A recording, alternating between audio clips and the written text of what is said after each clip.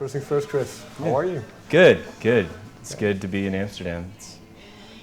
It's pretty nice here. Well, before we talk about your new single and the music, I'd like to go back a little bit. Cool. You were born in LA. At what age did you move? I was, I think I was about 4 years old when we moved from California to the East Coast, my family. We actually moved to Virginia for a while, and then I lived there for most of my childhood, right outside of Washington, D.C. though, so like, there's like the South Virginia and then there's Washington, D.C. Virginia, and so I was like the northern part. And then I moved to New York for a bunch of years, and then I recently moved back to California, so it's sort of full circle, yeah, exactly.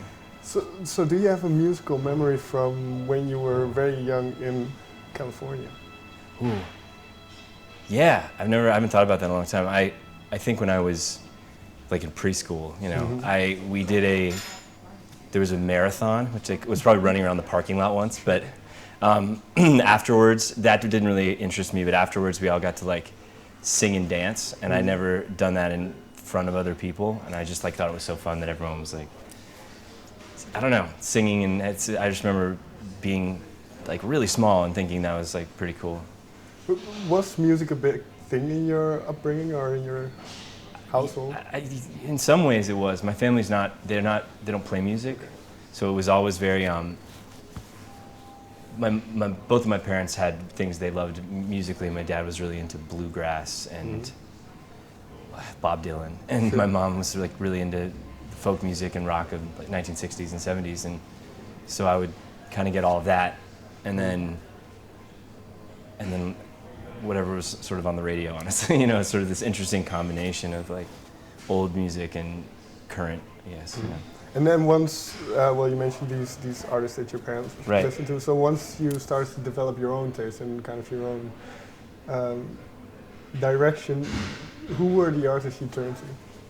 I think it was really natural for me when I started writing, because of the things that I was listening to as a kid that I loved the most were like singer-songwriters, Paul Simon, and some Bob Dylan at the time, but that was more later. But like stuff that my mom's record collection that I kind of go to, and it was sort of naturally an influence to me. You know, like I'd try and write a song, and then I would like learn a Simon and Garfunkel song, or you know, and so I sort of naturally incorporated into like what I loved about music and what I was trying to do. You know, when I wrote, you know. Do you remember the first song you wrote?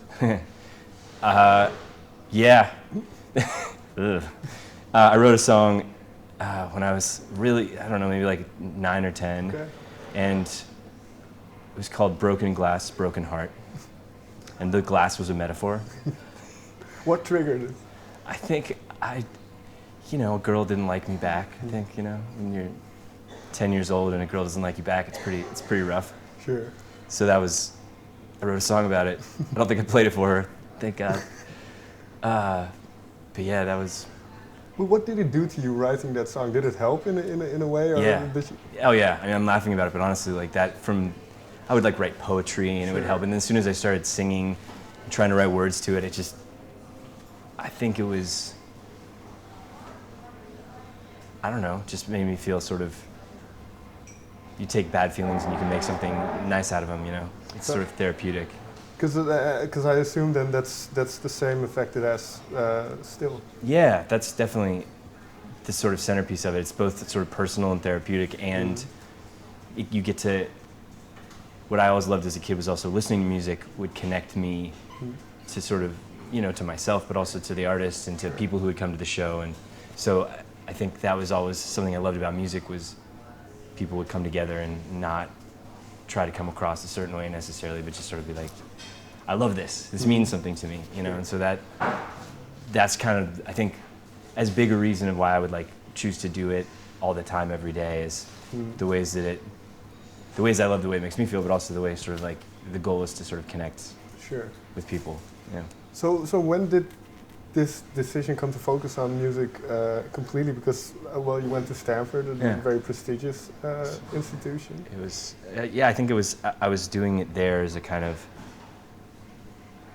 I guess I called it a hobby, but I was playing all the time and I was writing all the time, and the things I went to academically, I wasn't really preparing for like a career. You know, it was like Right. I would take poetry classes and philosophy and music, and it was like I just really wanted to be thinking about writing, you know, and singing and performing. So it was sort of like my senior year. I remember I was just like I would play like 5 gigs a week, and I wasn't doing very well in school. So I was like, I think I should probably just keep doing this. And yeah, I don't remember the moment. I think I like didn't want to say it out loud until I had some momentum, you know, because family, and I think it's hard for anyone to look at it at the beginning and be like, really, that's what you want to do? How's that going to go? You know, but yeah. What was your the reaction of the people around you? Because, well, like I said, Stanford is a very prestigious institution, and then you say, well, I prefer to focus on music. Yeah, it was definitely an intense place in a good way. It was like a lot of really amazingly smart people, really interesting backgrounds, but not a lot of people trying to do what I was trying to do.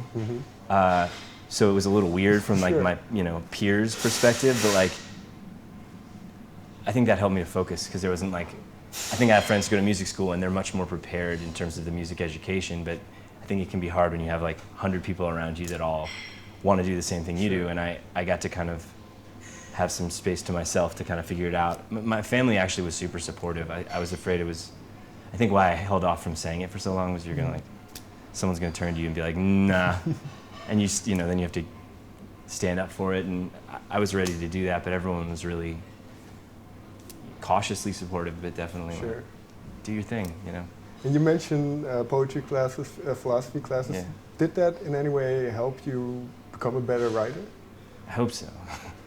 I hope it did. I think sometimes it's funny because I like that about writing songs, inserting kind of like those ideas, but it's super easy to get too heady, you know. And a song, I think that stuff can only be like an afterthought if that's like you're bombarding people with it, like hyper heady intellectual whatever.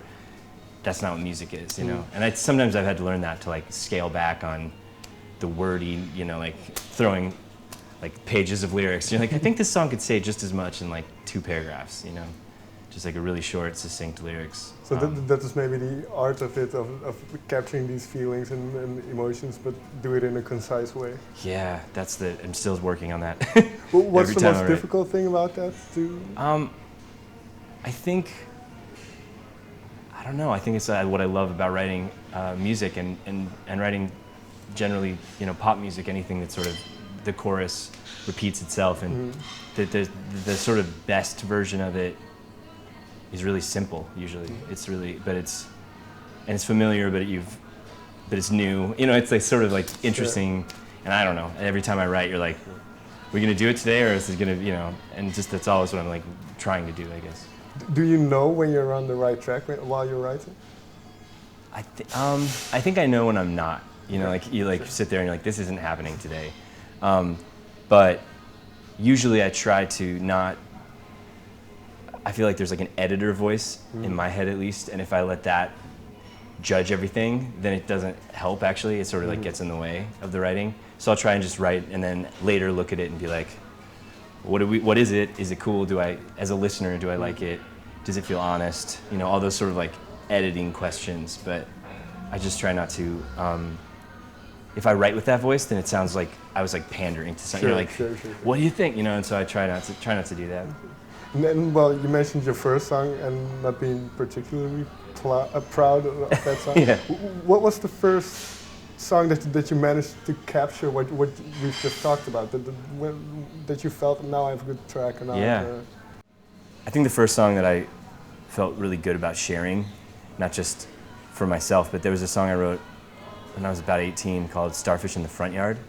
And it was, it's not even, I don't think it's out. It might be on like bootlegged or something, but it's just a song about, I don't know, it's like a breakup, but then the starfish crawls into the front yard and starts singing to you. It's a really weird song actually, but I just was really happy with the way what I was saying, like about, it was simple, but it felt like really personal.